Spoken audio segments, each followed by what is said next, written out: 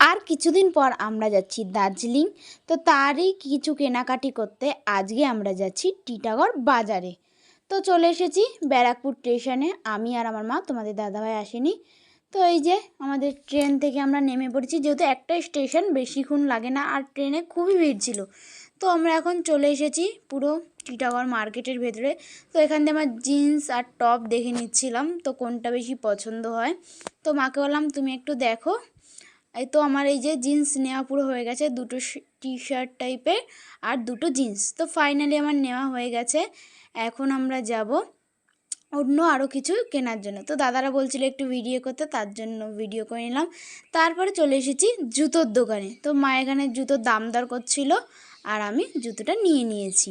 এই যে, তো এই বুটটা নিয়েছি আর এই স্লিপারটা নিয়েছি।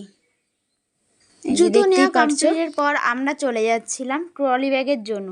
তো যার দিকে চোখে পড়ে গেল হুট করে কত বাসন, পিতল, তামা, এমনি অ্যালুমিনিয়ামের কত কিছু। তো ফাইনালি আমরা একটা ট্রলি ব্যাগ নেব বলে, তো আঙ্কেলটা বলছিল ওই নেভি ব্লু কালারের ওই ট্রলি ব্যাগটা ভালো। তো আমার পছন্দ হয়েছিল ওই ব্লু কালারটাই, তার জন্য ফাইনালি ওই ব্লু কালারের ট্রলি ব্যাগটাই নিয়ে নিয়েছি। তো পুরো ট্রলি ব্যাগটা নেওয়া গেছে, এই যে সামনে যেটা রয়েছে আমার পেছনে, তো এটাই নিয়ে নিয়েছি ট্রলি ব্যাগটা। তো আজকে বেশি কিছু কিনিনি, আর আমরা ফাইনালি চলে এসেছি ব্যারাকপুর স্টেশনে। তো দেখতেই পাচ্ছ কত ভিড়।